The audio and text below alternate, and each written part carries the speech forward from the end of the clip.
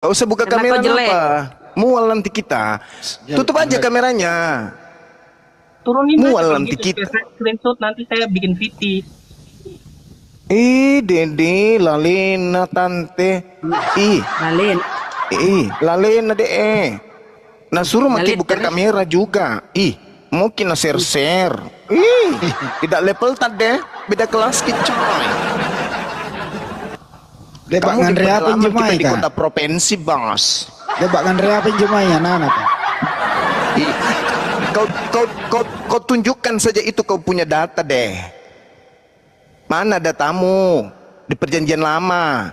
Ada Tuhan itu minta supaya mempersembahkan orang benar di atas tiang salib. Adakah? Kita orang takut. Kalau sampai Tuhan minta orang benar untuk disalib, matinya semua kita ini orang benar. Ayo, mana tunjukkan dalilnya? Ada enggak?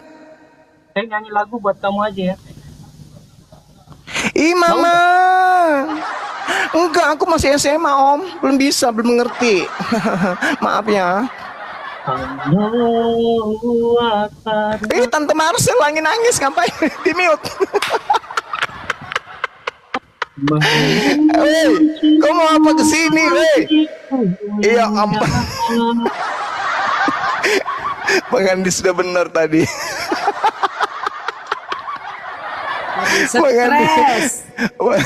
Bang Andi sudah benar tadi.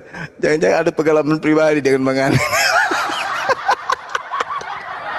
Langsung diturunkan.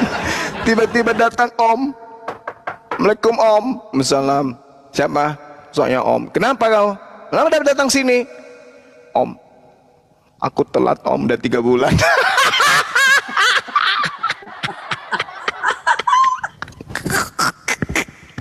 Udah 3 bulan itu.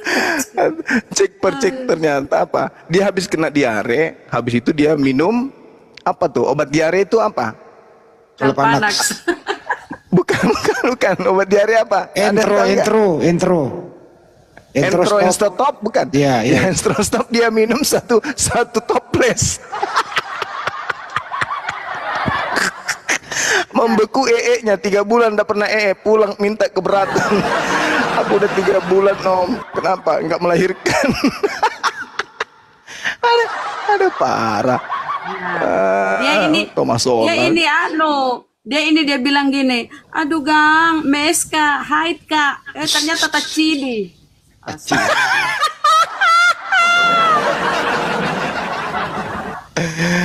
Aduh parah, udah geli. Katanya tadi mau diskusi baik-baik, udah dikasih topik, tapi nggak tahu juga, nggak mau diskusi. Mana sih? Aduh, sampai ke Makassar bau keteknya itu orang tadi, gila kan? Kita di sini takut berantem bro, takut kita berantem. Mencret kina bilang haid ki. Orang biasanya itu diminta buka kamera, nggak mau, ini dia datang pamer mukanya. Alamak. Berarti tebar pesona sama Bang Handi. Ternyata dia mau naik di sini menyumbang lagu. Potong bebek tante dikuali. Tante minta dansa 4 kali. Lucu banget di. Aduh. Ganda campuran parakang bede. Bang Umar Husain bilang, masa balas ya.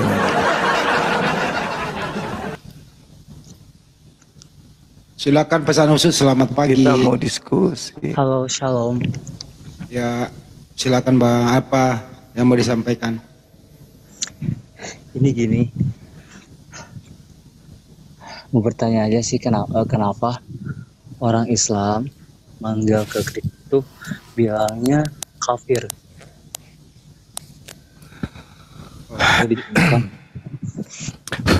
Mau dari Bible atau dari Al-Quran? Al-Quran aja deh. Al-Quran. Jadi kafir itu artinya menutup diri dari ajaran atau firman Allah dan sabda Rasulullah Muhammad sallallahu alaihi wasallam. Kafir itu artinya menutup atau tertutup. Jadi saudara-saudara Kristen ketika datang kemudian ajaran Islam kepada Anda, di mana ajaran Islam itu diperuntukkan untuk Anda menolak ajaran itu. Anda menerima ajaran dari Roma yang notabene dikatakan ajaran Yesus katanya. Tapi Yesus mengaku diutus hanya untuk Israel. Saudara bukan Israel. Sedangkan Islam datang untuk seluruh manusia, berarti untuk Anda juga, tapi Anda tolak. Maka dikatakanlah kalian itu adalah orang-orang kafir, orang yang menutup diri gitu. Gitu, Bang.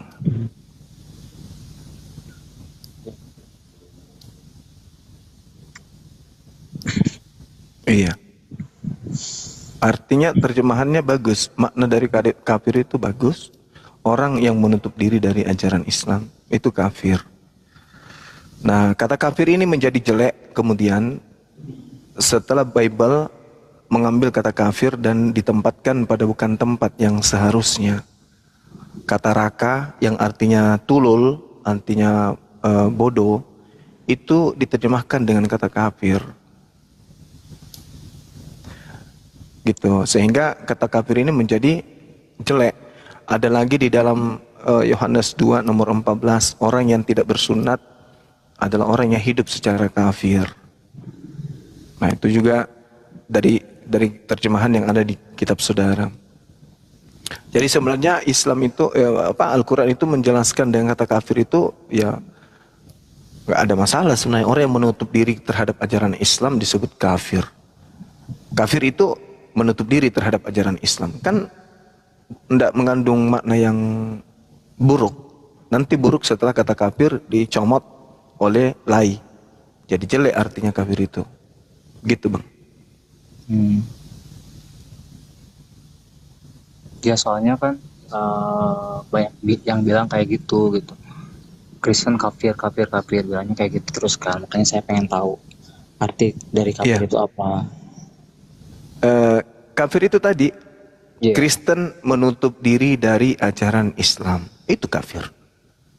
Maknanya kemudian menjadi buruk setelah ada di Bible kata kafir. Menjadi sesuatu yang jadi jelek. Dikarenakan karena lai. Gitu, Bang. Oke. Udah paham, Bang? Udah. Ada lagi pertanyaan, Bang? Paling itu aja sih. Pengen tahu aja gitu. Kalau himbauan kami sih Dari sekte mana kalau boleh tahu? ya sekte Iya. mana, Bang? Lanjut Kenapa? nanti. Sekte mana ditanya Banjuma, sekte mana? Agama mana, Bang? Protestan. Oh, Protestan. Protestan ini satu sekte yang protes terhadap Kristen yang lebih dulu, seniornya. Berarti ada yang salah dengan Kristen yang lebih senior, sehingga muncul sekte baru. Iya, tapi saya juga sih agama saya ini maksudnya gak terlalu mendalami juga sih, Bang. Saya Dulu Banyuma, tanya dulu sebelum kamu tadi diterangkan Banyuma arti kafir itu, apakah kamu sudah ada pengertian kafir sebelumnya yang kau ketahui, Bro? Kenapa? Soalnya gak jelas. Sebelum tadi dijelaskan arti kafir dari Banyuma, apakah ada pendapat sebelumnya arti kafir menurut Anda gitu? Iya, kalau pendapat saya sih bilang itu kayak jelek gitu. Oh, jadi kafir itu konotasinya jelek begitu ya? Iya. Tapi sudah diterangin sama Banyuma bagaimana? Puas? Ya paham sih. Oke. Oke. Lanjut ke Protestan Banyuma, silakan. Iya. Kalau misalnya saudara mengatakan tidak terlalu mendalami, kalau di dalam Al-Quran ini kan terkait dengan orang-orang kafir, misalnya dikatakan di dalam innal ladzina kafaru min ahlil kitabi wal musyrikina fi nari jahannam. Orang yang menutup diri terhadap ajaran Islam itu kata Allah akan dimasukkan ke dalam api neraka. Tapi itu klaim dari Quran kan gitu. Nah, yang bermasalah itu ketika kita masuk ke dalam surah surah Al-Ahqaf ayat 6. Di situ diterangkan wa idza husyiran nasu kanu lahum a'da wa kanu bi ibadatihim kafirin. Apabila nanti di hari kiamat dikumpulkan manusia, maka sesembahan atau oknum yang disembah oleh orang-orang kafir itu akan menjadi musuh bagi orang-orang kafir itu sendiri. Akan menjadi musuh terhadap mereka. Orang yang disembah, sembahan mereka ini akan mengingkari pemujaan-pemujaan yang mereka lakukan terhadap dirinya. Itu menurut Al-Quran. Ya, itu lagi-lagi klaim Al-Quran. Ini noise-nya di mana ya? Itu klaim dari Quran. Tetapi yang jadi perhatian saya, ketika di dalam Bible, ternyata apa yang diterangkan Al-Quran itu menjadi betul. Di Bible juga dinyatakan hal yang sama. Artinya saya ingin membuktikan, Yesus itu menurut kami kan bukan Tuhan tuh. Bukan Tuhan. Lalu kemudian Al-Quran mengatakan, nanti di akhir zaman, di hari kebangkitan, di hari kiamat, yang mereka sembah, orang kafir sembah itu akan menolak dan menjadi musuh bagi orang Kristen, bagi orang yang menyembahnya. Nah, saya menemukan Kristen menyembah Yesus. Saya ingin membuktikan data Al-Quran, apakah betul selain Allah itu bukan Tuhan. Dan saya ingin membuktikan bahwa sembahan yang bukan Tuhan yang disembah oleh orang-orang di luar Islam itu akan memusuhi yang menyembahnya. Begitu saya pelajari Bible, ternyata betul juga ada. Yesus memusuhi orang Kristen. Yesus mengusir orang Kristen. Yesus kemudian mengingkari pemujaan-pemujaan orang Kristen terhadap dirinya. Itu tertulis di mana? Di dalam Matius 7 nomor 15 sampai nomor 23. Bagaimana Yesus menolak Kristen, bagaimana Yesus menolak pemujaan-pemujaan orang Kristen.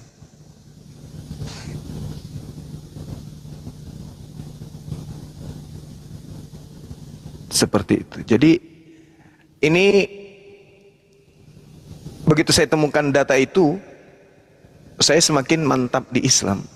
Ternyata apa yang diterangkan Al-Quran 1400 tahun silam, bahwa yang disembah di luar Islam akan memusuhi yang menyembahnya. Nah, Yesus adalah yang disembah, dan ternyata di Bible Yesus memusuhi yang menyembahnya, yaitu Kristen.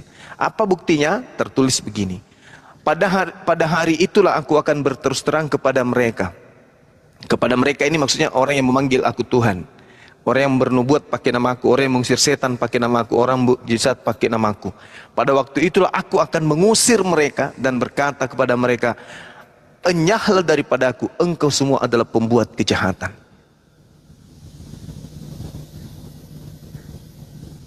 Nah, itu dia. Bagaimana tanggapan saudara setelah mendengarkan itu, bahwa Yesus mengusir orang-orang Kristen?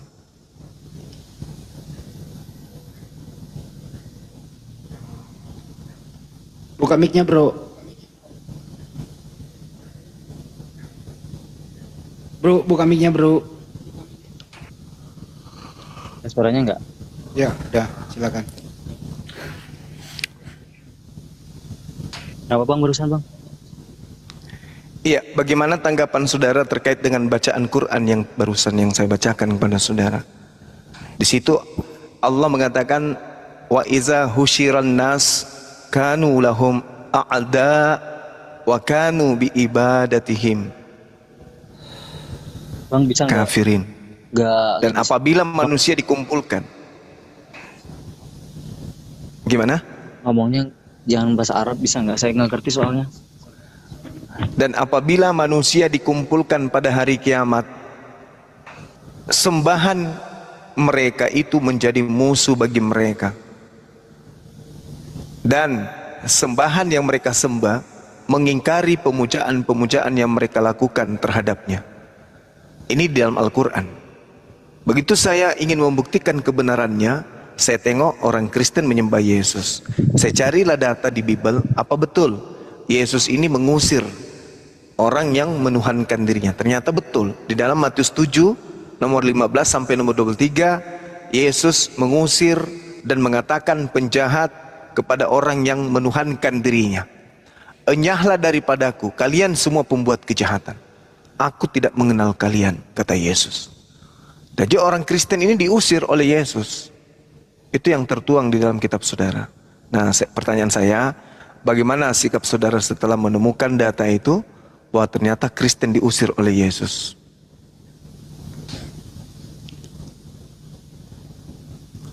Kalau itu saya nggak percaya sih bang. Nggak percaya apanya? Iya, Yesus mengusir apa? Kristen. Orang Kristen. Tapi dalilnya ada di Matius 7.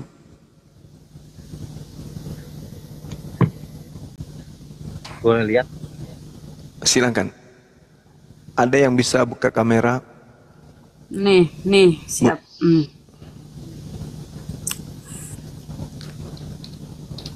Matius 7.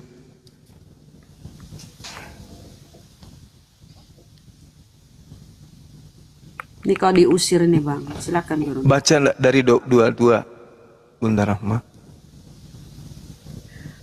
Pada hari terakhir, banyak orang akan berseru kepadaku, Tuhan, Tuhan. Ini Oten yang berseru kan.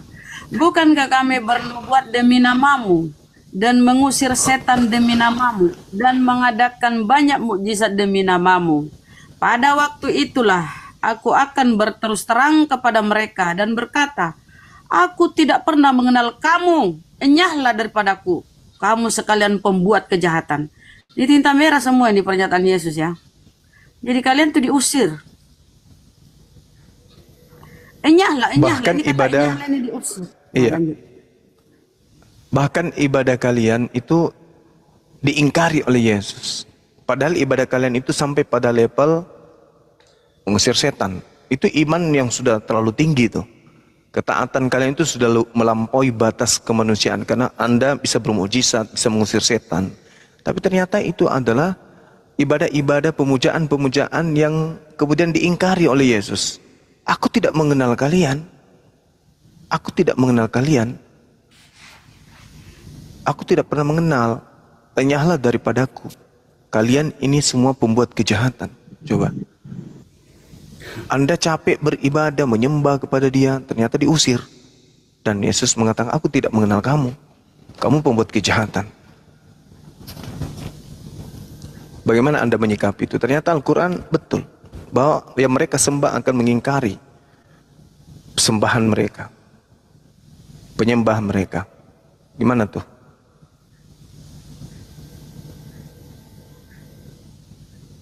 Terus kalau Yesus bukan Tuhan, itu terus yang disalib siapa? Orang fasik. Orang yang terkutuk. Kan jelas di situ dikatakan, terkutuklah orang yang mati di atas tiang salib. Galatia 3 nomor 13. Sebab ada tertulis, terkutuklah orang yang mati di atas tiang salib. Nah sekarang yang terkutuk ini Yesus atau Yudas, kan gitu. Nabi Isa atau Yesus, atau Nabi Isa atau Yudas, atau Yesus atau Yudas yang tersalib, yang terkutuk. Kalau dikatakan Yesus, apa sebabnya Yesus terkutuk? Sedangkan di dalam kitab yang ada, Ulangan 27 nomor 25, terkutuklah orang yang makan suap. Nah sekarang siapa yang makan suap? Yesus atau Yudas? Kan Yudasnya yang makan suap. Berarti yang terkutuk Yudas. Berarti yang mati di atas tiang salib adalah Yudas. Karena tidak ada alasan yang bisa dijadikan acuan untuk Yesus yang disalib. Dalam hal ini Nabi Isa nggak bisa kemudian.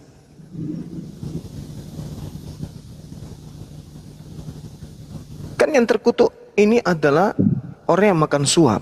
Nah, yang terbukti makan suap siapa? Yudas kan?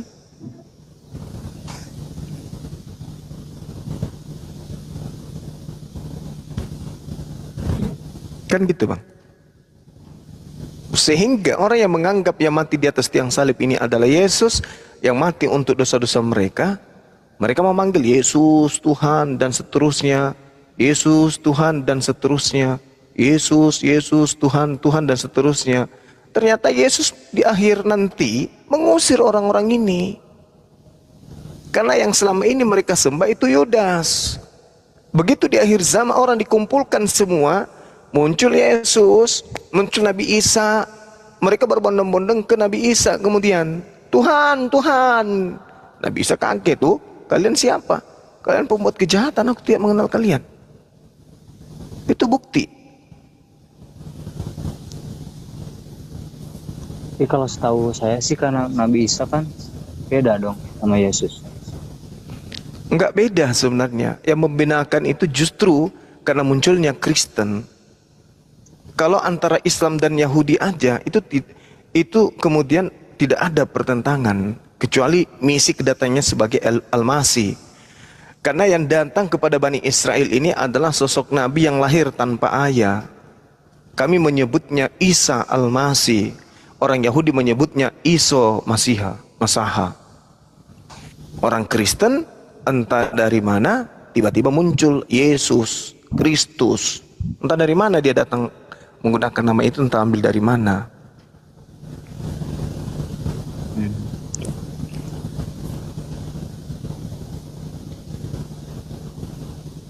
Karena Tuhan mengutus sosok Nabi Rasul kepada Bani Israel. Di sana ada serigala yang memalingkan ajarannya. Al-Quran datang, Islam datang meluruskan akan ajaran yang dipalingkan oleh serigala tadi. Sehingga korban dari serigala ini, nabi-nabi palsu ini, itu diusir semua. Diusir. Karena mereka melakukan penyembahan terhadap sosok yang disebut Yesus. Di akhir zaman Yesus itu gak ada. Di akhir zaman nanti itu yang ada adalah Nabi Isa. Begitu Nabi Isa datang, orang-orang yang menyembah Yesus datang ke Nabi Isa. Memanggil Nabi Isa Tuhan. Tapi ternyata Isa mengatakan, enyahlah daripada aku, kalian pembuat kejahatan, aku tak mengenal kamu.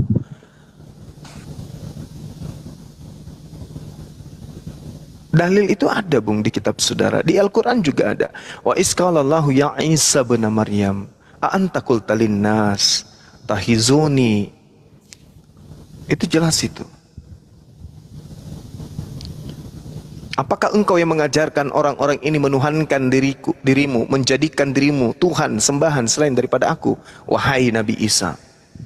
Qala subhanaka ma yakunu li an aqula ma la yasali bihaqq. Maha suci engkau ya Allah. Aku tidak pernah mengajarkan apa yang bukan hakku untuk aku ajarkan, aku katakan. Yohanes 12:49. Aku tidak berkata-kata dari diriku. Apa yang aku katakan adalah apa yang menjadi hakku untuk aku katakan, aku sampaikan. Seirama dengan Al-Quran.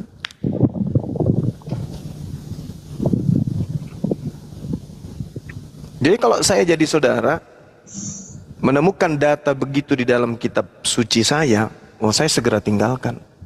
Karena diusir. Di situ dikatakan diusir. Enyahlah daripadaku, engkau pembuat kejahatan, aku tak pernah mengenal kalian. Wih, malu kali lah. Datang-datang kita bersusah-susah berpuluh tahun sampai meninggal menyembah dia. Begitu di hari kemudian ternyata kita diingkari. Wah, sakit hati kita, kecewa, sedih. Habis itu kita mau kemana minta tolongnya? Ke Yesus, Yesus sudah menolak. Lalu mau kemana? Mau ke Islam, mau ke Nabi Muhammad. Nabi Muhammad tidak pernah diakui sebagai Nabi. Lalu mau kemana? Nabi Musa juga tidak pernah kalian ikutin ajarannya. Ya kecuali Paulus. Tapi mau kemana? Paulus sudah di neraka lebih duluan. Karena dialah nabi palsu yang dikatakan oleh Yesus. Jadi mau kemana? Minta tolong sama siapa?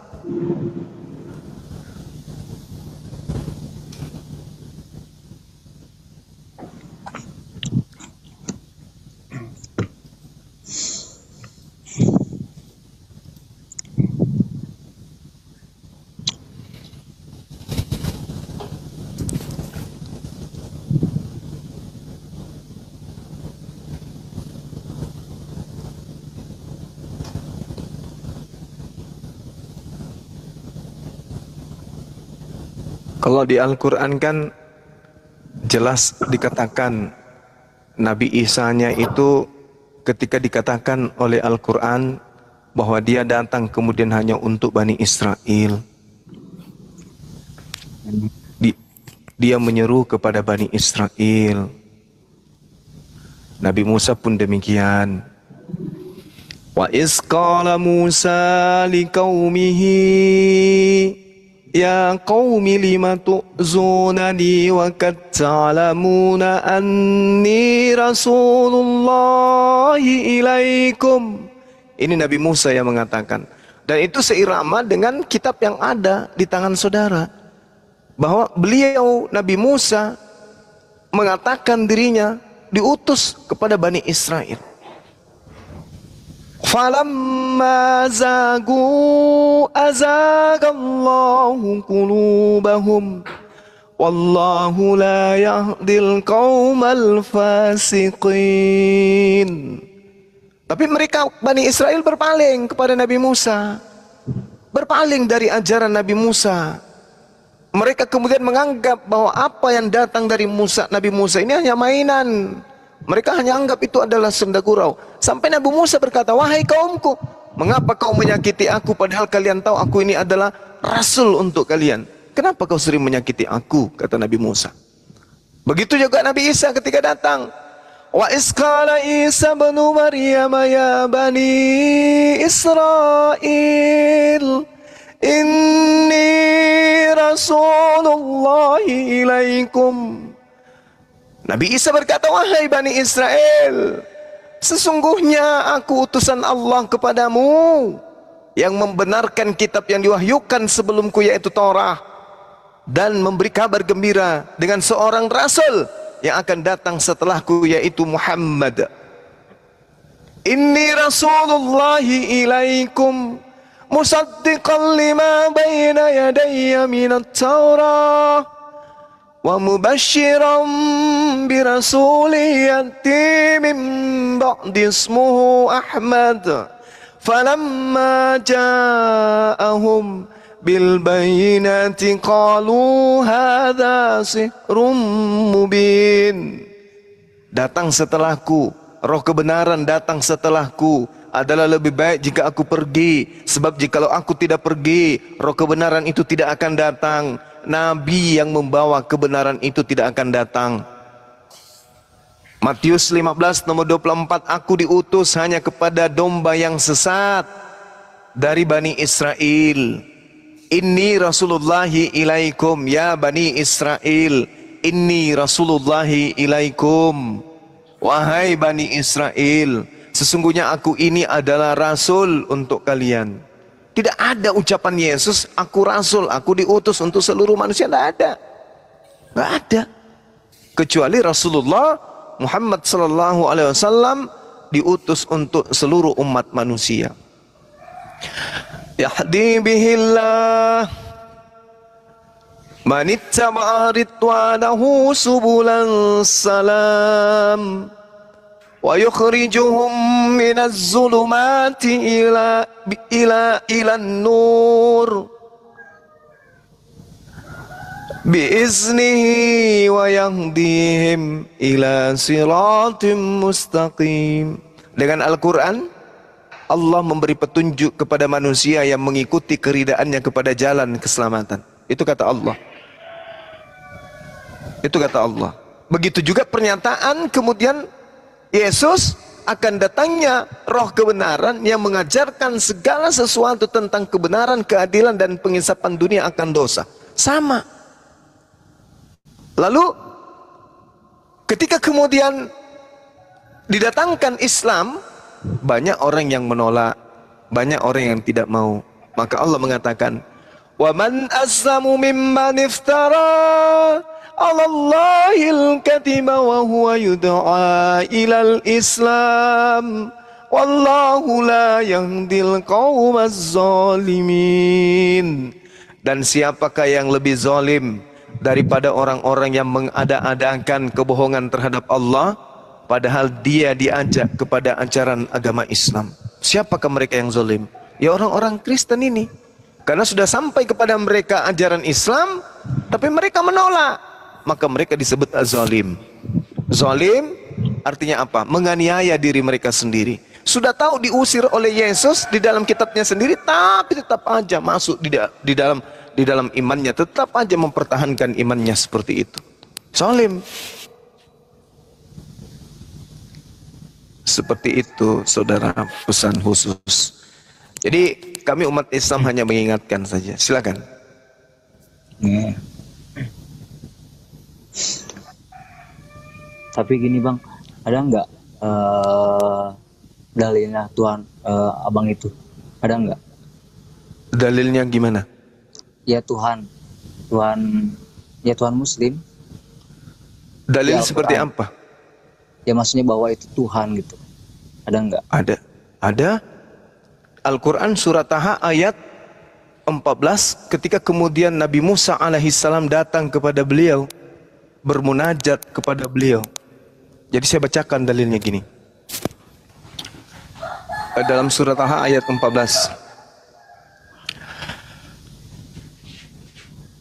Isra'a naran faqala li ahlihim kuthu inni anastu naran la'alli atikum minha biqabasin an au ajidu 'alan nari huda. Ketika Nabi Musa kemudian melihat api, lalu Nabi Musa berkata kepada keluarganya, tinggallah kamu di sini, sesungguhnya aku melihat api. Semoga aku dapat membawa sedikit nyala api kepadamu, atau aku akan mendapat petunjuk di tempat api itu. Lalu, falamma ataha nudiya ya Musa. Ketika kemudian Musa mendatangi tempat api itu, dia lalu diseru, wahai Musa, ini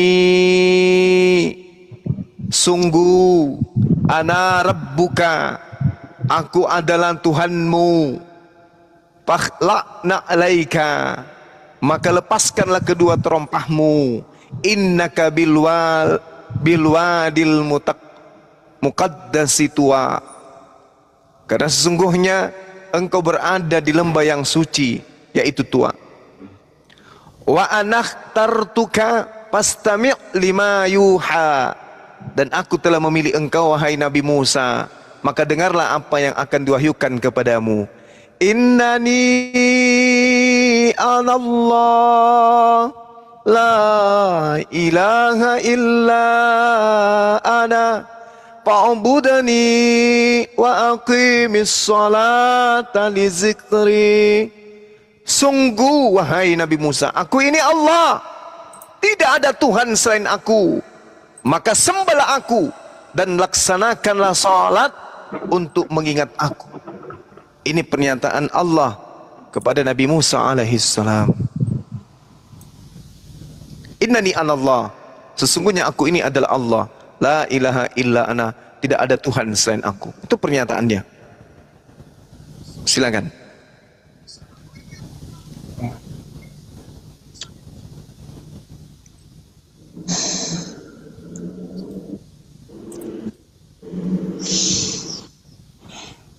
Masih ada bang? Kok saya jadi merinding ini ya bang? Ya, artinya Anda melepaskan doktrin dan dogma yang selama ini mencengkram saudara saya ini terhadap keyakinan saudara. Maafkan saya karena Islam itu memang datang untuk menyelamatkan seluruh manusia yang mau diselamatkan, yang mau menyelamatkan dirinya. Makanya Al-Quran itu tadi kepada ahli kitab pun Allah menyeru, ya ahlal kitab, qad ja'akum rasuluna yubayyinu lakum katsiran mimma kuntum tukhfuna minal kitab wa ya'fu an katsir qad ja'akum minallah nurun wa kitabum mubin. Wahai orang Yahudi, wahai orang Nasrani, wahai ahli kitab, sungguh Rasul kami Nabi Muhammad telah datang kepadamu menjelaskan kepadamu banyak hal dari isi kandungan kitab yang kalian sembunyikan. Sungguh telah datang kepadamu, wahai ahli kitab, wahai orang Nasrani, wahai orang Yahudi, cahaya dari Allah dan Al-Quran sebagai kitab yang menjelaskan. Yahdi bihillah manittaba'a ridwanahu subulas salam wa yukhrijuhum minaz zulumati ilan nuri biiznih wa yahdihim ila siratim mustaqim. Dengan Al-Quran itulah kemudian Allah pencipta langit dan bumi memberi petunjuk kepada manusia yang menginginkan mengikuti keridaannya menuju kepada jalan keselamatan dengan Al-Quran.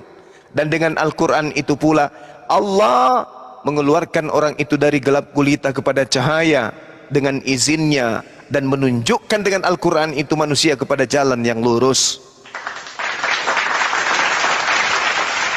Yesus berpesan, apabila Nabi kebenaran itu datang, dia akan membimbing kamu kepada seluruh kebenaran. Berarti ada masa di mana muncul pengajar baru yang menyempurnakan kemudian risalah kenabian para nabi, di mana tujuan kedatangannya adalah untuk seluruh umat manusia. Satu, Bung, Nabi Musa diutus hanya untuk Bani Israel. Ulangan 33 nomor 4, Yeremia 31 nomor 31 sampai 33, Mazmur 147 dan seterusnya. Nabi Musa dikhususkan spesial untuk Bani Israel. Yesus juru selamat, tapi hanya untuk Bani Israel. Kisah para Rasul 13 nomor 23. Sungguh Tuhan akan mengutus juru selamat untuk Bani Israel, titik 2, yaitu koma pembuka, Yesus Kristus. Yesus mengaku apa? Dalam Matius 15:24, aku diutus hanya kepada domba-domba yang sesat dari umat Israel. Lalu Nabi Muhammad gimana? Bil bayyinati waz zubur wa anzalna ilaika dzikr litubayyana lin-nasi ma nuzila ilaihim wa la'allahum yatafakkarun. Nabi Muhammad SAW bukan hanya untuk satu suku, satu bangsa, satu negara, satu bahasa, tapi Nabi Muhammad SAW diutus untuk seluruh umat manusia. Bahkan dikatakan, wa ma arsalnaka illa rahmatan lil alamin. Tiadalah engkau diutus wahai Nabi Muhammad kecuali untuk rahmat seluruh alam, semesta alam. Rahmat ini apa? Kasih sayang. Rahmat bahasa Arab, bahasa Indonesia adalah kasih sayang. Jadi Islam datang untuk mengajarkan kasih sayang kepada alam semesta. Cuman karena ada orang yang kemudian mencoba untuk merusak nama Islam itu, sehingga Islam selalu diidentikan dengan teroris dan seterusnya.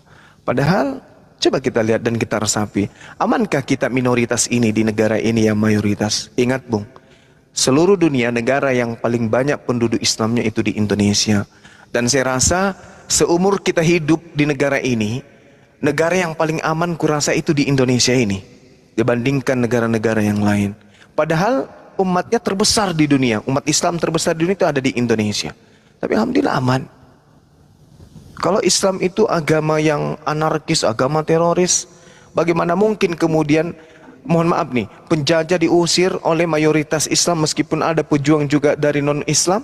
Bagaimana mungkin mau menyisahkan rumah-rumah ibadah penjajah yang menjajah ratusan tahun, yang akibatnya meluluhlantahkan Nusantara, jutaan orang menjadi janda, jutaan anak menjadi yatim. Begitu diusir, masakan kalau Islam itu bukan rahmat, tidak meratakan dengan tanah rumah-rumah ibadah penjajah ini? Buktinya tidak. Sampai hari ini masih berdiri dengan megahnya rumah-rumah penjajah, rumah ibadah penjajah. Belanda, peninggalan Belanda masih ada, Portugis masih ada. Ada. Lembaga kitab mereka yang sekarang menjadi lembaga Alkitab Indonesia itu juga titipan Belanda, warisan dari Belanda. Andai saja Islam itu agama teror, agama yang agama sadis, radikal dan seterusnya, habis lembaga-lembaga Kristen, sekolah-sekolah Kristen yang dibawa oleh Belanda itu rata dengan tanah. Lalu kita bikin masjid aja. Atau kan rampasan perang kan? Mereka diusir, berarti rampasan perang. Dirubah masjidnya kemudian menjadi gereja di rumah masjid. Lembaga kitabnya dirubah menjadi lembaga Al-Quran. Sekolah sunggah Kristennya dirubah menjadi pesantren-pesantren. Tapi kan buktinya tidak. Buktinya tidak. Kenapa? Islam menghargai minoritas yang meskipun seagama dengan penjajah, tetapi mereka butuh rumah ibadah. Islam beri. Mereka ada sekolah, Islam beri. Mereka ada lembaga Islam beri. Islam tidak pernah menyentuh harta dari penjajah. Semua diserahkan kepada negara. Padahal negara waktu itu belum terbentuk. Nah inilah buktinya bahwa apa yang diterangkan tentang Islam, teroris dan sebagainya tak ada bukti. Justru coba lihat Bung. Coba kita lihat di negara di penjara masalah agama mengenai syarat siapa yang lebih banyak di penjara karena masalah agama tentang Islam. Siapa orang dia yang di penjara? Tapi kalau dari Kristen sudah minoritas, paling banyak di penjara mereka. Karena kenapa? Menghujat, belum lagi yang lari ke luar negeri. Menghujat Islam ke luar negeri, Sopiantul, siapa lagi? Paul Song, Saifuddin Ibrahim, Dewa siapa namanya kita? Dewa Bulan dan seterusnya. Di Islam siapa yang ke luar negeri lalu menghujat Kristen yang ada di Indonesia? Tak ada. Tak ada. Harusnya orang Islam itu tiap bulan ke Mekah, tiap bulan ke Arab. Harusnya mereka lari ke Arab, habis itu menghujat Kristen yang ada di Indonesia. Tapi di Islam ada nggak yang kayak gitu? Tak ada. Kenapa? Islam itu rahmatan lil alamin. Islam hanya agama jihad. Apa itu jihad? Berjuang. Apabila diganggu, apabila diserang, baru mereka jihad. Andai Islam itu bukan agama jihad, Indonesia tak menang. Indonesia tak merdeka. Kalau hanya mengandalkan Kristen, tidak bisa. Kenapa? Karena Kristen itu slogannya apa? Kasihi musuhmu. Belanda datang merampas kopi, kasih juga coklat. Belanda datang merampas kemudian nikel, kasih emas. Karena Kristen itu ajaran kasih. Kalau Islam tak. Islam itu ajaran agama jihad. Rahmatan lil alamin. Nah itu Bung pembedanya antara kita. Sehingga ketika Anda berbicara, mana dalilnya dalam Al-Quran tentang Allah? Allah bercerita tentang dirinya. Qul huwallahu ahad. Allahus samad. Lam yalid wa lam yulad. Wa lam yakul lahu kufuwan ahad. Qul huwallahu ahad. Katakanlah, dialah Allah yang Maha Esa. Allahus samad. Allah tempat meminta segala sesuatu yang dibutuhkan oleh makhluk. Lam yalid wa lam yulad. Allah tidak beranak dan tidak diperanakkan. Wa lam yakul lahu kufuwan ahad. Allah tidak ada sesuatu apapun baik di langit maupun di bumi yang setara dengan Allah, yang setara dengan Dia. Nah, itulah Allah ketika bercerita tentang hakikat dirinya. Demikian. Silakan. Mungkin ada yang lain. Adakah kopi campur Masako? Halo Bang Zuma. Ya, halo Bang. Ya, salam kenal. Salam kenal Abang. Ya, dari Surabaya saya Bang. Ya, sama Bang. Oh iya, Saya dari Surabaya. Makassar saya Bang. Oh Makassar. Iya. Ya, saya baru-baru aja sih dengar apa namanya acaranya Abang ini. Tapi belakangan saya dengar banyak juga yang di repost, jadi tertarik juga mau dengar ya. Nah saya sendiri dari Kristen Bang. Ah iya silakan saudara. Iya, tadi saya apa namanya komen di YouTube langsung dihujat. Ya, nggak apa-apa. Apa namanya? Ya. Mungkin kalau saya melepaskan asumsi saya sebagai Kristen dulu karena memang saya Boleh, besar silakan dari Bang. Islam. Jadi Ya. mungkin saya perlu gambaran besar dulu. Sebenarnya Islam itu ngomong gampangnya, mungkin singkatnya aja dari penciptaan Allah mencipta sampai nanti kiamat itu cerita singkatnya seperti apa sih, bisa digambarkan enggak ya? Iya. Jadi kalau berbicara mengenai, sabar ya Bang, saya nulis dulu ya satu kalimat. Ya Bismillahirrahmanirrahim. Tunggu. Ditanya tentang Allah. Oke, baik. Jadi kalau di Islam itu Bang, Allah menciptakan kemudian alam semesta. Lalu Allah mengisi bumi ini dengan makhluk yang disebut khalifah. Wa iz qala rabbuka lil malaikati inni ja'ilun fil ardi khalifah.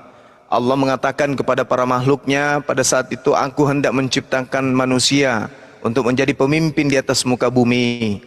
Lalu kemudian para malaikat mengatakan, kenapa engkau ingin menciptakan makhluk yang kelak hanya melakukan pertumpahan darah di atas muka bumi? Allah mengatakan, inni a'lamu ma la ta'lamun. Kemudian Allah mengatakan, saya lebih tahu daripada kalian. Maka Allah menciptakan Adam alaihissalam. Adam dicipta oleh Allah, kemudian setelah dicipta Adam, perintah Allah kepada para malaikat untuk bersujud. Wahai malaikat, sujudlah kamu kepada Adam. Kemudian semua malaikat sujud kecuali makhluknya yang iblis. Iblis ini enggan kemudian untuk sujud kepada Allah, kepada Adam. Sehingga iblis dikutuk oleh Allah. Kenapa kamu tidak mau mengikuti perintahku? Sementara aku memerintahkanmu untuk menghormat kepada makhlukku yang kubuat dengan tanganku sendiri. Iblis mengatakan, ya itu karena aku ini derajatnya lebih tinggi daripada dia, ya Tuhanku. Engkau ciptakan dia dari tanah, sedangkan aku dari api. Nah, karena itulah kemudian Allah mengatakan, ya kalau begitu Anda harus menanggung konsekuensinya. Iblis mengatakan, oke. Tapi saya akan membuktikan, kata Iblis, saya akan membuktikan bahwa apa yang saya katakan bahwa derajat saya lebih tinggi dari mereka dengan berikan saya waktu, umur panjang, usia panjang, tangguhkan aku kematianku, panjangkan umurku. Aku buktikan kepadamu bahwa Adam itu lebih rendah dari aku. Aku akan membuat mereka semuanya tersesat, kecuali yang hanya sedikit yang beriman kepadamu. Ya Allah mengatakan, oke, kalau begitu. Maka keadaan itu pun berlanjut. Adam dicipta, iblis menjadi penghalang Adam untuk masuk menjadi kategori hamba yang sesuai yang diharapkan oleh Allah. Iblis menyombongkan diri, illa iblis istakbara wa kana minal kafirin. Iblis ini termasuk dalam golongan orang kafir. Nah, singkat cerita, iblis ditangguhkan usianya, Adam kemudian juga diberikan kesempatan untuk memperbaiki diri. Maka diberi akal untuk memilih mana yang baik, mana yang benar. Wa qulil haqqu mir rabbikum. Kebenaran semua sudah diserahkan oleh Allah kepada manusia sebagai pemimpin. Yang mau beriman silakan, yang mau kafir silakan. Iblis yang selalu merongrong manusia untuk sesat. Tapi akal dan wahyu yang dibawa oleh para nabi akan menjadi penopang untuk menghalang iblis masuk ke dalam pengaruhnya kepada keturunan Adam alaihissalam. Ketika kemudian Tuhan datang kepada Abraham, iblis menggoda. Datang kepada Nabi Musa, iblis menggoda. Ajarannya datang kepada Nabi Isa, iblis pun menggoda. Begitu juga ketika datang kepada ajaran Nabi Muhammad, iblis pun menggoda. Sehingga ada yang kafir, ada yang kufur, tidak mau menerima ajaran itu. Nah, terakhir kemudian manusia ada di atas muka bumi ini, wa ma khalaqtul jinna wal insa illa liya'budu. Aku Tuhan tidak menciptakan manusia kecuali hanya untuk beribadah. Ibadah. Manusia dilepas kemudian. Nah, singkat cerita, artinya kehidupan kita di atas muka bumi ini diperintahkan untuk berlaku sesuai dengan apa yang Tuhan kehendaki. Orang yang beriman dan orang yang kufur hanya ada dua, bang. Kufur, beriman, taat ataupun ingkar. Orang yang taat, orang yang beriman pasti akan beriman dan taat kepada perintah-perintah Tuhan.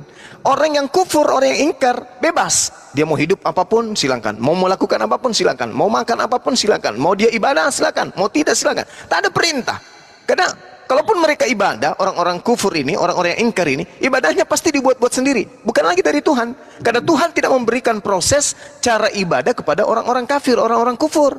Tidak ada diperintahkan, orang kufur jangan kau ini, orang kufur puasalah, orang kufur sujud, enggak ada, bebas. Selayaknya hewan, bebas mereka. Tapi orang beriman harus tunduk kepada apa yang diperintahkan oleh pencipta langit dan bumi. Singkat cerita, kiamat terjadi. Setelah kiamat terjadi, maka dihisab kita. Nah, kita dihisab, kita diupah berdasarkan perbuatan masing-masing. Yang turut kepada perintah Tuhan akan masuk ke jannah, yang ingkar kepada perintah Tuhan akan masuk ke dalam neraka.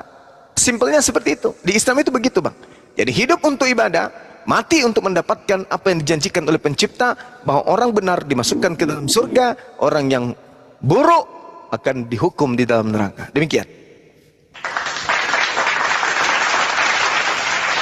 Ya, thank you Bang Sumar. Ini karena Sama-sama. sekali ya. Tapi ada beberapa poin. Saya bukan berniat menyerang, tapi memang pengen tahu. Pertama itu. Iya, silakan. Terus, ya sebenarnya saya penasaran memang dengan Islam. Cuma memang apa namanya, kita nggak bisa menilai Islam dari pengikutnya. Karena banyak juga pengikutnya yang akhirnya membuat saya akhirnya jadi nggak minat juga ngeliat Islam. Karena betul.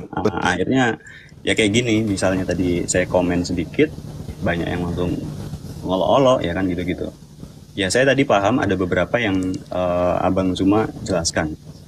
Tapi karena terlalu singkat mungkin ada beberapa yang akhirnya missing. Nah, Iya, posisi silakan. Nabi Muhammad sebenarnya di mananya untuk sebuah apa ya istilahnya, kalau misalnya kalau misalnya kita ngomong tentang penciptaan, tadi kan Adam Hawa harus taat. Ya kan? Dia harus taat.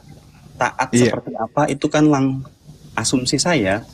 Abang jelasin ini mereka masih bisa karena tidak ada nabi ya pada saat Adam Hawa, mereka sendiri harusnya bisa berbicara kepada Allah atau melalui malaikat ya gitu. Nah, apakah yang ketaatan setelah Adam itu kan banyak tuh nabi-nabi ya kan?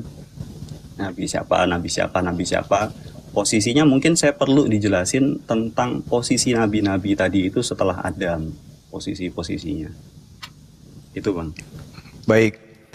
Jadi kalau di Islam Nabi Adam alaihissalam ini itu kemudian mendapatkan perintah dari Allah, ya, tidak sebanyak perintah Allah kepada nabi-nabi setelahnya, kan gitu poinnya. Lalu kemudian perintah datang kepada Nabi Adam untuk membuktikan bahwa Adam ini diajarkan untuk damai sejahtera. Ketika dia taat kepada perintah, maka dia akan damai sejahtera. Ketika dia ingkar kepada perintah Tuhan, maka dia akan mendapatkan celaka. Nah, di Islam, Adam kemudian tergelincir. Tetapi Allah mengatakan, "Fatalaqqa Adamu min Rabbih kalimatin fataba alai." Adam kemudian bertaubat. Sesuai dengan Kejadian 5 nomor 2. Adam bertaubat, tobatnya diterima, lalu diberkati oleh Allah. Kejadian 5 nomor 2 juga, Adam dan keturunannya diberkati. Jadi tidak membawa dosa waris. Nah, singkat cerita, karena Al-Quran mengatakan begini. Di dalam surat Ghafir ayat 78. Bismillahirrahmanirrahim. Walaqad arsalna rusulan min qablika minhum man qasasna alaik wa minhum man lam naqsus alaik. Dan sungguh kami telah mengutus beberapa rasul sebelum engkau wahai Nabi Muhammad. Di antara mereka ada yang kami ceritakan kepadamu, dan di antaranya ada pula yang tidak kami ceritakan kepadamu. Nah, yang diceritakan kemudian ini di antaranya adalah Nabi Abraham alaihissalam, Nabi Ibrahim. Wa may yarghabu am millata Ibrahim illa man safiha nafsa. Kata Allah, orang yang membenci ajaran Nabi Ibrahim hanyalah orang yang memperbodoh dirinya sendiri. Sorry bang. Iya, Aku putus dulu. silakan. Apa langsung Ibrahim atau Nuh dulu ya? Iya, Nabi Nuh. Nabi Nuh. Oke. Tapi saya langsung kepada Nabi Ibrahim. Karena Allah gimana? Posisinya Nabi Nuh tidak begitu penting atau ada kepentingan tertentu Nabi Nuh? Enggak, di dalam Al-Quran itu juga diceritakan Nabi Nuh. Bagaimana bahtera Nuh itu juga diceritakan di dalam Al-Quran. Banyak diceritakan tentang ayat-ayat di dalam Al-Quran yang bercerita tentang Nabi Nuh ini.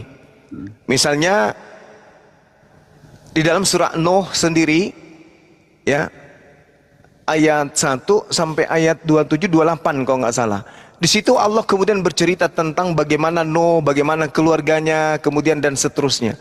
Hanya saja antara Islam dan Kristen itu pertentangannya mulai dari Nabi Abraham, Nabi Ibrahim. Kalau saya mau bicarakan tentang Nabi Nuh semuanya, Nabi Lut, Nabi Daud, dan Nabi Sulaiman, Salomo, itu bisa 1 minggu kita di sini. Enggak sih, Itu, lebih tepatnya saya mau tahu posisi pentingnya Nabi Nuh, karena kalau kita ngomong kan terlalu jauh juga tuh jumpingnya sampai ke Abraham, terlalu jauh juga jumpingnya kan. Maksudnya posisinya Lut mungkin tidak sepenting Nuh kan, tapi kan Nuh ini sesuatu yang mungkin sangat terkenal sekali, mungkin bisa diceritakan bang sebelum ke Abraham, ke Ibrahim. Oke, baik. Oke, baik. Jadi dalam Al-Quran diterangkan begini. Bismillahirrahmanirrahim. Inna arsalna Nuhan ila qaumi. Sungguh kami telah mengutus Nuh kepada kaumnya dengan beberapa perintah. An azzir qaumaka min qabli ayyatiyahum azabun alim. Berilah kaummu peringatan sebelum datang kepada mereka azab yang sangat pedih, kata Allah. Qala ya qaumi inni lakum nazirum mubin. Nuh kemudian berkata kepada kaumnya, wahai kaumku, sesungguhnya aku ini seorang pemberi peringatan yang menjelaskan kepada kalian. Ani abudullah, sembahlah Allah, wattaqu, dan bertakwalah kepada Allah, wa ati'un, dan taatlah kepadaku. Sama seperti ajaran Nabi Isa alaihissalam kepada Bani Israel. Fattaqullaha wa ati'un. Nabi Isa juga menjelaskan itu. Jadi seluruh nabi yang datang kemudian diutus oleh Allah kepada kaumnya, memerintahkan kaumnya untuk taat kepada Allah. Ani abdullah, aku ini hamba Allah. Lalu kemudian perintahnya, ani abdullah, sembahlah Allah, bertakwalah kepada Allah dan taatlah kepadaku. Itu perintah Nabi Nuh kepada kaumnya. Yaghfir lakum, niscaya Allah mengampuni sebagian besar dari dosa-dosa kalian. Min zunubikum ayu akhirkum ila ajal musamma, dan menangguhkan kamu, memanjangkan umur kalian sampai pada batas waktu yang ditentukan. Lalu Nabi Nuh mengatakan, inna ajalallah idza ja'ala yuakharu law kuntum ta'lamun. Sungguh ketetapan Allah itu apabila telah datang tidak dapat ditunda seandainya kamu mengetahui. Jadi Nabi Nuh ini menyerukan kebenaran. Rabbi an inni da'autu qaumi lailan wa nahara. Nabi Nuh berkata kepada Tuhan, ya Tuhanku, sesungguhnya aku telah menyeru kaumku siang dan malam. Falam yaridhum du'ai ila firara. Tetapi seruanku itu tidak menambah iman mereka. Justru mereka lari, membelakangi, ingkar kepada kebenaran yang aku sampaikan kepada mereka. Itu seruan Nabi Nuh, keluhan Nabi Nuh kepada Allah pencipta langit dan bumi. Tapi Nabi Nuh menyeru kepada Allah dan juga menyeru kepada kaumnya agar supaya kaumnya itu mau taat kepada Allah. Ketika dia ingkar, Nabi Nuh tetap saja meminta kepada Allah untuk diampuni kaumnya. Lalu apa kata Allah dalam Al-Quran? Wa inni kullama da'autuhum litaghfira lahum ja'alu asabi'ahum fi azanihim wastaqshaw thiyabahum wa asarru wastakbaru istikbara. Dan sesungguhnya aku setiap kali menyeru mereka untuk beriman agar engkau mengampuni mereka, ya Allah, mereka memasukkan anak jarinya ke telinganya dan menutupkan bajunya ke wajahnya, dan mereka tetap mengingkari dan sangat menyombongkan diri. Summa inni da'autuhum jihara. Lalu sesungguhnya aku menyeru mereka dengan cara terang-terangan, bukan secara sembunyi-sembunyi. Summa inni a'lantu lahum wa asrartum lahum israra. Kemudian aku menyeru mereka secara terbuka dan juga menyeru kepada mereka dengan diam-diam. Lalu aku berkata kepada mereka, mohon ampunlah kepada Tuhanmu, sungguh Dia Maha Pengampun. Akan tetapi yursilis sama alaikum midrara, niscaya Dia akan menurunkan hujan yang lebat dari langit kepada kalian semua. Lalu Nabi Nuh mengatakan, Dia memperbanyak harta dan anak-anakmu, dan mengadakan kebun-kebun untukmu, dan mengadakan sungai-sungai untukmu. Tapi mereka tidak tergoda. Kemudian kaumnya tidak tergoda. Malah Nabi Nuh bertanya, malakum la tarjuna lillahi waqara. Mengapa kamu tidak takut akan kebesaran Allah? Tapi kaumnya tetap aja ingkar. Kaumnya tetap aja menolak. Kaumnya tetap aja kemudian bertumbuh dengan keingkaran. Maka Allah kemudian mendatangkan bencana yang besar kepada mereka. Tapi apa kata Nabi Nuh? Qala Nuhun Rabbi innahum asawni wattaba'u man lam yaridhu maluhu wa waladuh illa khasara. Ya Tuhanku, sesungguhnya mereka durhaka kepadaku, dan mereka mengikuti orang-orang yang harta dan anak-anaknya hanya menambah kerugian baginya. Bahkan kata Nabi Nuh, mereka melakukan tipu daya. Wa makaru wa makara kubbara. Mereka melakukan tipu daya yang sangat besar. Kaumnya tuh diceritakan oleh Nabi Nuh. Lalu apa yang terjadi? Didatangkan kemudian musibah yang besar oleh Allah dengan bahtera. Itu yang bisa saya sampaikan, Bang, terkait dengan Nabi Nuh. Oke.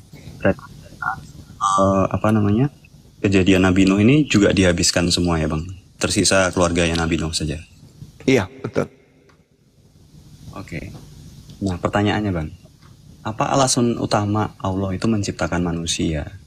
Kalau pada akhirnya dia diciptakan untuk beribadah, tadi Abang situ sempat singgung. Tapi kalau beribadah kan berarti asumsinya taat. Kalau tidak, harus berakhir dengan kematian yang sia-sia. Apa tujuannya sebenarnya? Tujuan Allah menciptakan manusia, Bang? Iya, jadi tujuannya untuk menciptakan makhluknya itu untuk diketahui bahwa dia pencipta, itu satu. Lalu yang paling pokok untuk beribadah kepada Allah. Terkait jauh daripada itu, Al-Quran mengatakan la yus'alu amma yaf'al wa hum yus'alun. Allah tidak ditanya tentang apa yang dikerjakan, tetapi manusialah yang ditanya, untuk apa kamu menghabiskan usiamu, mata yang kuberi, harta yang kuberi, tangan, kaki, tubuh yang begitu sempurna yang kuberi, kau habiskan untuk apa? Kitalah manusia yang ditanya, kata Al-Quran. La yus'al amma yaf'al wa hum yus'alun. Ya, Dia Allah tidak ditanya tentang apa yang dikerjakan. betul. Nah, saya setuju. Tapi kan kita juga secara natural itu mempertanyakan apa yang Tuhan lakukan. Ya gitu. Kenapa dia menciptakan? Apakah dia kesepian sehingga dia harus membuat kita beribadah kepada dia? Atau adakah sesuatu yang memang lebih mulia dari hanya sekedar kita sebagai manusia hanya disuruh taat gitu? Apakah ada itu saja? Ya, kalau salah satu sifat Allah itu yang melekat pada diri Allah adalah Maha Pencipta. Jadi Allah menciptakan manusia itu karena dia memang Maha Pencipta, maka dia menciptakan. Nah, di sisi lain, Allah itu Maha Pengasih, Maha Penyayang. Ketika dia menciptakan makhluknya, tidak menyia-nyiakan makhluk kemudian. Segala yang dibutuhkan kemudian makhluknya disediakan oleh Allah itu sendiri. Kemudian diciptakannya surga sebagai tempat yang penuh dengan kebahagiaan, penuh dengan kenikmatan. Sehingga Tuhan menciptakan sesuai kehendaknya, manusia dicipta dengan kehendak bebas. Yang mau beriman silakan beriman, yang mau kufur silakan kufur. Beriman balasan surga, yang ingkar balasan neraka. Seperti itu, Bang. Jadi Allah menciptakan makhluknya sesuai dengan kehendaknya. Tak ada yang bisa mengurus, memberikan sesuatu indikasi pengaturan terhadap Allah. Sama seperti penciptaan kita. Tak ada yang bisa mengatur bahwa kita tidak ada kemudian komunikasi, ya Tuhan nanti ciptakan saya jadi laki-laki ya, dari rahim seorang wanita ya, dari seorang wanita yang hidup di tahun sekian supaya saya lahir di tahun ini, di era ini. Itu nggak ada. Seketika kita kemudian beliau menciptakan, jadilah kita. Jadi kita tidak punya hak kemudian untuk bertanya kenapa Allah menciptakan, kenapa dan seterusnya. Dia punya hak, dia punya kehendak. Seperti itu, Bang. Ya, tapi kan secara natural kita itu bertanya. Hampir semua orang yang mungkin punya nalar bertanya, kenapa Tuhan menciptakan kita kan? Itu secara natural, Bang. Tidak perlu ada, maksudnya tidak perlu ada doktrin apapun untuk itu, tapi itu secara natural kita bertanya. Sehingga dalam doktrinnya di Islam sendiri, tadi Abang cerita, kalau ternyata penciptaan itu tujuannya adalah untuk supaya Tuhan itu disembah. Ya, untuk mengabdi, beribadah kepada Allah. Nah, pertanyaannya adalah yaitu tadi, apakah dengan ibadah tadi itu Tuhan jadi terpenuhi? Jadi apakah dia itu tadi awalnya kesepian sehingga dia itu merasa harus ada yang menyembah? Atau ya tadi kalau Abang bilang sifatnya adalah mencipta, sebenarnya kalau dia tidak mencipta apa-apa, dia tidak punya sifat mencipta jadinya gitu. Karena sudah mencipta sehingga dia dikatakan punya sifat mencipta. Tapi kalau sebenarnya tidak mencipta, misalnya tidak ada manusia, apakah dia bisa dibilang pencipta? Tidak bisa pasti kan. Logikanya seperti itu, betul Bang? Ya, jadi pada diri Tuhan itu memang sudah melekat sifat. Sudah melekat sifat. Ya, salah satunya adalah Maha Pencipta. Maka Tuhan menciptakan. Sama seperti kita manusia. Manusia itu pada diri manusia itu ada sifat berkarya. Maka dalam sehari kalau kita tidak berbuat sesuatu itu rasanya bingung kita. Itu makhluk. Nah, Allah yang Maha Pencipta ini menciptakan apa saja yang dia kehendaki. Innama amruhu idza arada say'an ayaqula lahu kun fayakun. Mazmur 33 nomor 9. Tuhan hanya berkata jadi maka jadi. Tuhan mengatakan ada maka semua ada. Karena dia Maha Pencipta, maka dia Maha mengadakan segala sesuatu di luar dirinya, itu hak dia. Nah, terlepas apakah kemudian Tuhan itu akan merasa kurang kalau tidak menciptakan. Pada diri Tuhan itu kesempurnaan. Sempurna Tuhan itu. Tidak pernah butuh ibadah, tidak pernah butuh makhluknya. Yang butuh ibadah hanyalah makhluk. Sebagai ciptaan kita butuh untuk beribadah kepada Dia yang telah menciptakan kita. Tapi Sebagai makhluk kita butuh kemudian ya, pengabdian kepada Dia yang telah mengadakan kita. Ya, tapi kalau abang statementnya kayak gitu, bukannya malah jadi kita berpikir bahwa Tuhan kok kurang kerjaan ya kayak gitu. Kalau kita nggak bisa, maksudnya kita nggak bisa mempertanggungjawabkan juga apa yang mungkin. Saya sendiri paham gini, kalaupun Tuhan itu istilahnya kita nggak punya hak nih untuk bertanya kepada Tuhan apa yang Dia lakukan ya gitu kan. Tapi sepertinya Tuhan akan memberikan akal untuk kita itu secara natural juga akan tahu sebenarnya Tuhan tuh menciptakan kita untuk apa sebenarnya kayak gitu. Oke, kalau untuk ibadah. Tapi seandainya nih, kalau ada ternyata tujuan lain yang mungkin kita tidak tahu kayak gitu. Kan kita juga akhirnya nggak bisa berasumsi yang lain kalau memang tidak ada dicatat atau tidak ada berfirman seperti itu. Nah, terus bagaimana kita tahu kalau memang tujuannya ternyata ibadah kayak gitu? Ya, Tuhan mengatakan dalam Al-Quran surah Al-Baqarah, Inni a'lamu ma la ta'lamun. Ketika ditanya, untuk apa kau menciptakan manusia? Allah menjawab, Inni a'lamu ma la ta'lamun. Aku lebih tahu daripada kalian. Allah yang tahu tujuannya itu apa. Jadi dikatakan, wa ma khalaqtul jinna wal insa illa liya'budun. Aku tidak menciptakan manusia kecuali hanya untuk beribadah kepadaku. Itu karena kita ini adalah makhluk yang diciptakan, ya kita harus turut dengan perintah. Kalau nggak mau turut dengan perintah, itu yang disebut kafir. Kalau tidak mau turut jadi perintah, mungkin bagusnya kita yang jadi Tuhan. Supaya kita yang bisa mengatur makhluk. Kita yang bisa memerintahkan ciptaan. Karena kita ciptaan, kita yang diatur. Oke, langsung jumping ya Bang ya. Nah, jadi dapat poinnya nih. Kalau Abang bilang kayak gitu, konsekuensi untuk orang-orang yang tidak taat adalah dibakar. Karena itu kesalahan mereka sendiri sebagai manusia. Iya. Pertanyaannya, kalau di doktrin di Islam, dibakar ini apakah selamanya? Karena ada saya beberapa teman itu yang cerita, ada yang percaya bahwa dia dibakar, kemudian disucikan dari api neraka, ditarik lagi kembali ke Allah. Apakah yang lain selain itu?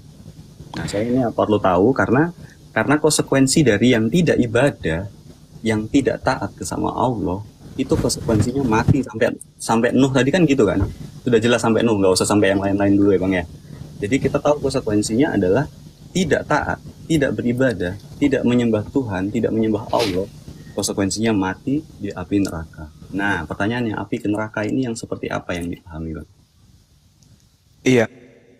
Jadi yang kekal di neraka itu adalah orang-orang yang kafir, yang menyembah selain daripada Allah. Setelah datang kemudian ajaran para nabi, para rasul kepada mereka.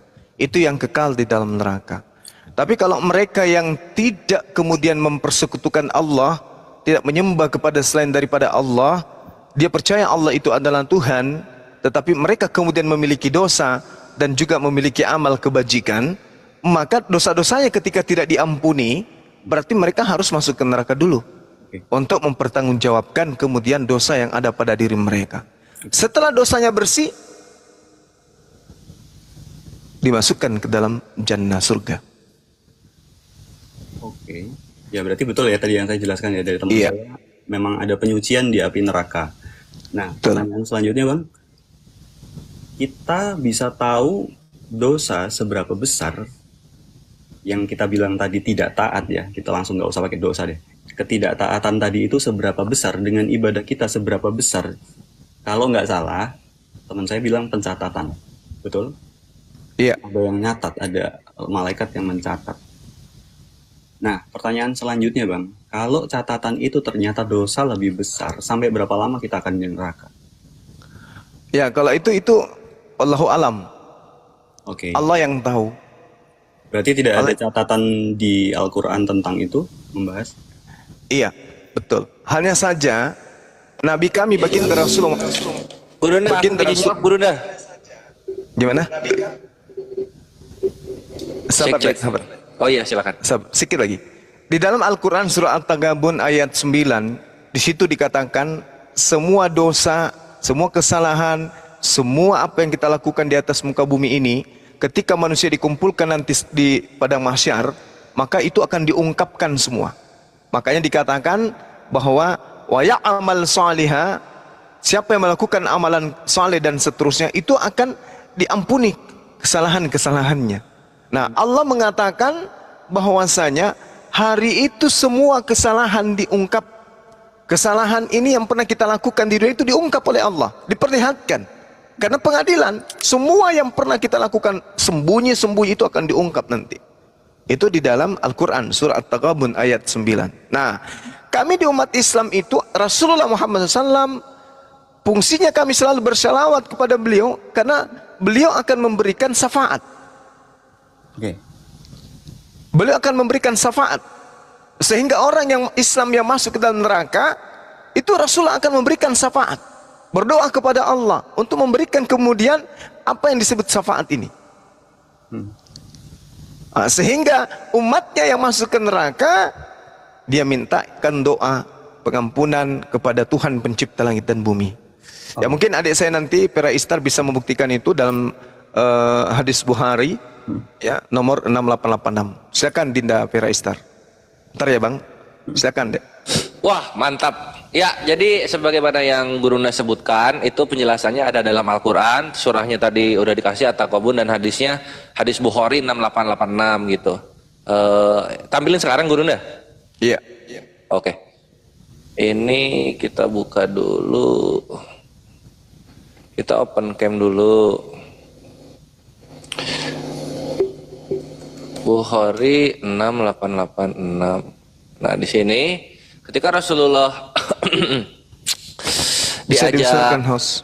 diajak naik ke Sidratul Muntaha untuk diberikan perintah sholat, sebuah anugerah bagi kita umat Islam. Nah, di sini Rasulullah SAW diperlihatkan oleh Allah Azza wa Jalla tentang segala sesuatunya gitu. Sehingga Rasulullah SAW bercerita di sini sesuai dengan ilham dari Allah Azza wa Jalla. Ini ya Sahih Bukhari 6886.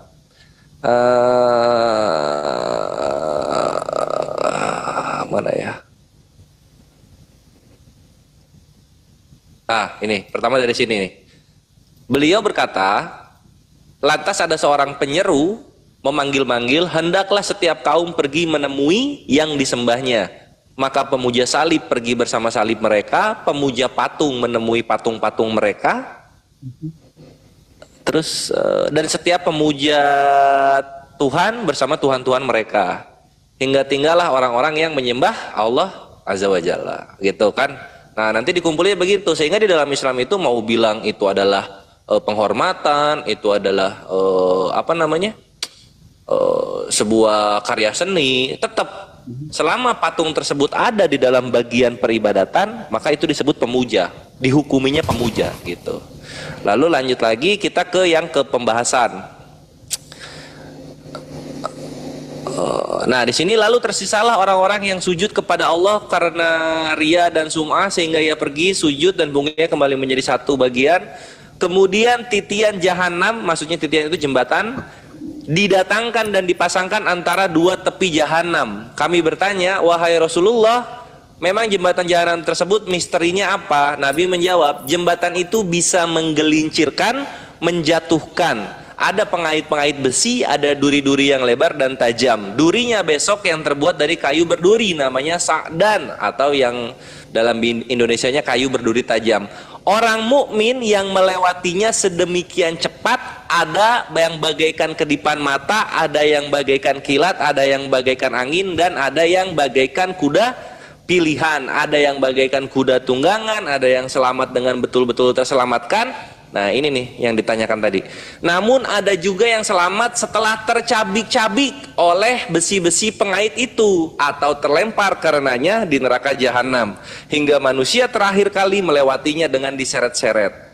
Dan kalian tidak bisa sedemikian gigihnya menyumpahiku terhadap kebenaran yang jelas bagi kalian daripada terhadap seorang mukmin ketika itu kepada Allahul Jabbar, gitu. Jadi itu yang dijelaskan oleh Gurunda. Nah sekarang yang aku ingin tanyakan, ketika ada seorang muslim ya semoga kita semua dijauhkan dari itu, masuk ke neraka gitu. Berapa lama? Ditanyanya kan gitu, berapa lama di dalam? Kita nggak tahu, karena kita nggak tahu dosa apa saja yang masih tersisa di dalam badan kita ketika kita mati nanti. Contoh misalnya ada dosa menyakiti orang, ada dosa di mana ada uang orang berada di dalam harta kita, ada dosa di mana kita pernah mengambil barang yang bukan hak kita. Itu kan nanti dikolek tuh. Nah itu kan nanti berubah menjadi apa ya, ketika amalan kita habis ya untuk membayarnya, berubah menjadi seberapa lama nanti di neraka. Sehingga kalau ditanya berapa lama ya kita nggak tahu gitu, berapa banyak dosa kita tergantung. Tapi yang jelas Islam itu ujung-ujungnya akan masuk ke dalam surga. Sebagaimana baju yang kotor tidak mungkin masuk langsung ke dalam lemari. Itu. Silakan. Oke. Betul. Makanya itu tadi maksud saya Bang. Jadi saya dapat poinnya kalau Islam itu harusnya pasti masuk surga. Di endingnya kan begitu. Tapi ada beberapa orang yang saya dengar termasuk Kodanditan itu bilang, ya nggak ada yang tahu. Kalau ditanyain apakah Islam masuk surga, nggak ada yang tahu.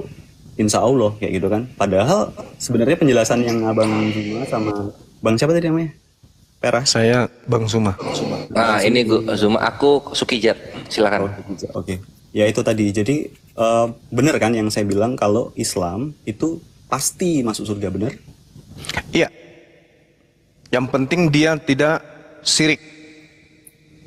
Nah, tadi saya dengar Abang Zuma juga cerita tentang Nabi Muhammad akhirnya keluar di situ kan. Walaupun saya nggak bahas di yang lain-lain ya, tapi akhirnya keluar di situ bahwa Nabi Muhammad yang akan bersyafaat untuk kita, berdoa untuk kita, kayak gitu. Nah, pertanyaannya adalah, apakah tanpa Nabi Muhammad kita bisa masuk ke dalam surga tadi? Karena seharusnya kalau konsep yang Abang bilang tadi, semua orang yang baik dia beribadah ataupun yang tidak akhirnya sampai juga ke surga, kayak gitu. Ya berarti nggak ada yang membedakan kan, kayak gitu. Saya tanpa ada Muhammad, tanpa ada Nabi Muhammad, saya juga oke, karena akan masuk surga juga, gitu. Ya, baik.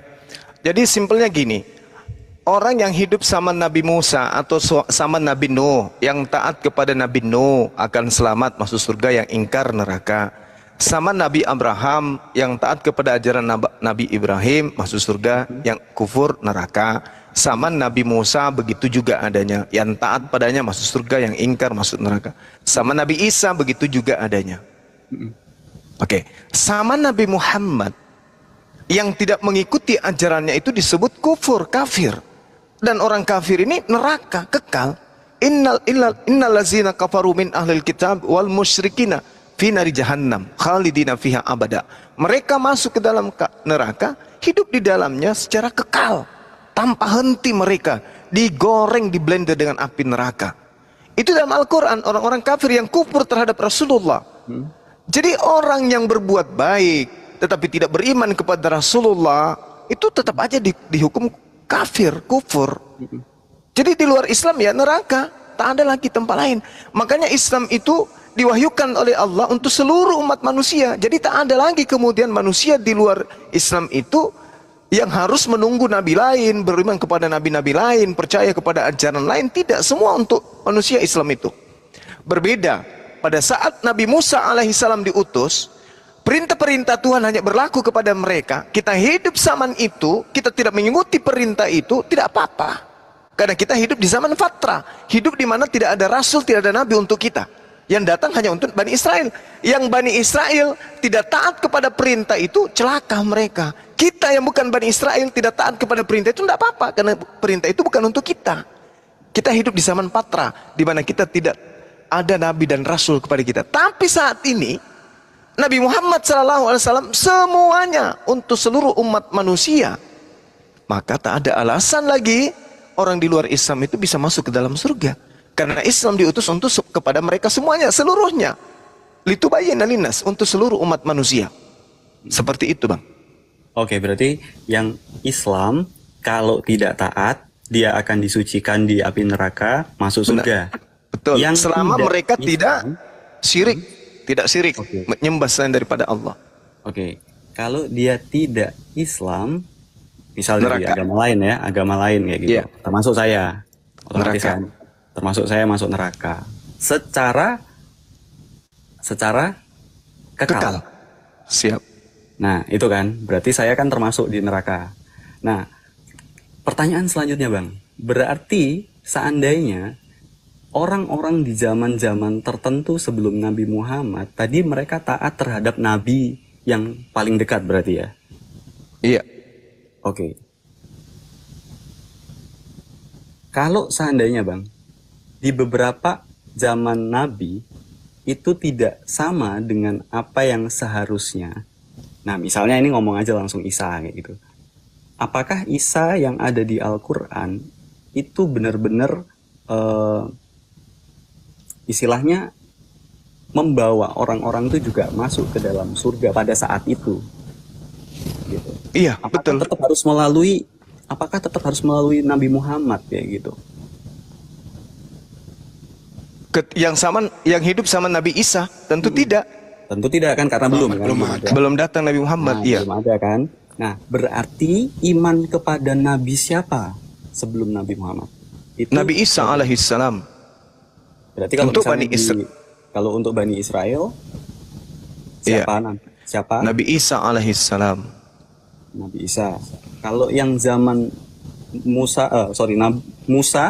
itu untuk siapa? Nabi Musa untuk Bani Israel juga. Bani Israel. Berarti semua untuk Bani Israel. Iya. Oke.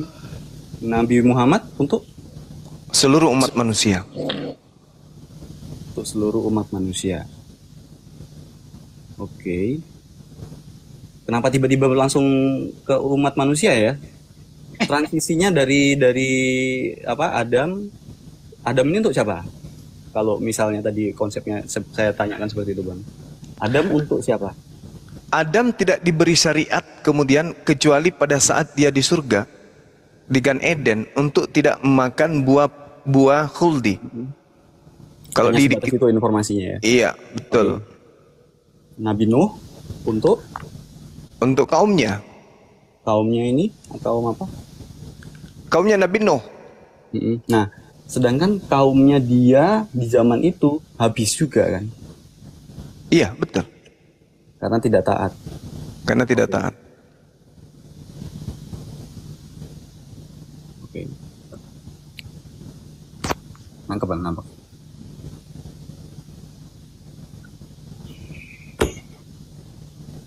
Oke, jadi mungkin saya konfirmasi lagi Bang. Berarti Ya, gimana? Kelar ya. kenapa dulu Bunda? Suaranya putus-putus ya? Belum dia belum ngomong. Oh, halo? Iya, iya. Ya. Oke Bang, jadi saya konfirmasi lagi, berarti Nabi Muhammad itu untuk semua manusia. Iya. Untuk semua manusia yang zaman setelah Nabi Muhammad saja, tanpa zaman sebelumnya kan? Betul? Nabi Muhammad untuk manusia yang ada di zamannya dan masa setelahnya Setelahnya. Yang sampai kiamat.